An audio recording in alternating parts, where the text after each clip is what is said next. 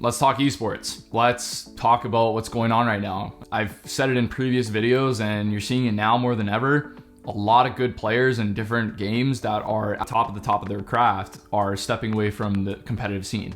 You know, I'm thinking to myself, what the heck is going on here? Maybe you guys are thinking to yourself, like, what does this mean for esports? One person I definitely want to talk about in this video is TenZ from Valorant. He left Cloud9, he stepped away from the competitive scene to pursue content creation. You know, his social media outlets, things like Twitch, YouTube, have really popped off, have really done well for him. But I think there's obviously more to it than that. COVID hit a lot of pro players hard, especially in Overwatch. A lot of guys got denied opportunities because a lot of teams just were cutting budgets. I mean, every single Valorant tournament was played online. When you're scrimming in the same room, playing official matches in the same place, and you're really not changing environments or atmospheres, it gets stressful, it gets frustrating, it is taxing.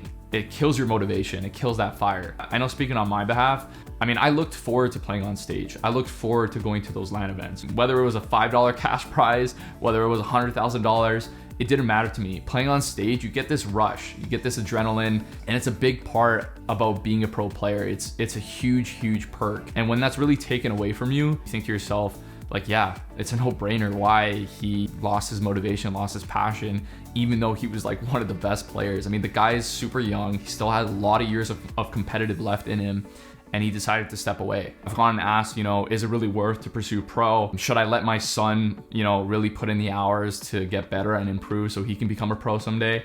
Let me be real with you guys. Let's talk path to pro. 90% of you guys watching this video, more than 90% of you guys out there wanting to pursue pro are just not gonna make it. Chances are rough. The odds are slim. Competition is so tough nowadays because so many people want to get in. Verbo, is it really worth to go for pro? If my odds are super slim, like, why am I even doing this in the first place? Why am I even putting in these hours? And to answer your question, it is not a waste of time. The actual path to pro teaches you so much. It's so much more, it's so much beyond than getting a contract or not getting a contract. Pursuing pro teaches you how to give, receive feedback, teaches you how to function on a team environment, teaches you how to submit under authority with a coach on your team, teaches you how to study gameplay, how to think critically, you know, look at things from multiple angles. And, you know, for those of you guys watching this video who aren't really athletic, you know, who have no interest in joining a basketball team or a football team, but really want to learn those teamwork skills, really want to learn those leadership skills, I mean, gaming's for you. Pursuing pro is for you. And for somebody to look at me and say like gaming is a waste of time is foolish. It's not. And I remember when I was 15, being in high school, I would constantly repeat this quote to myself to like really give me this excuse to kind of pursue pro. And it was, you know, take the risk. You either win big or you learn from it. To me, it was like, yeah, I'm gonna take this risk and go pro. You know, if it works out, awesome. I'm gonna get the contract, I'm gonna win big. But if it doesn't, I'm gonna learn a lot. You know, looking back, being 21 now, I'll tell you guys, I really want to change the quote to, you know, take the risk. You either win big or you win big. And think about it. You either win big in the moment or you win big and you're conscious of it at a later date. Meaning 5 years down the line, you might realize like, wow, look at what I learned. You know, the contract isn't everything, and take that from somebody who's been there, who's done it.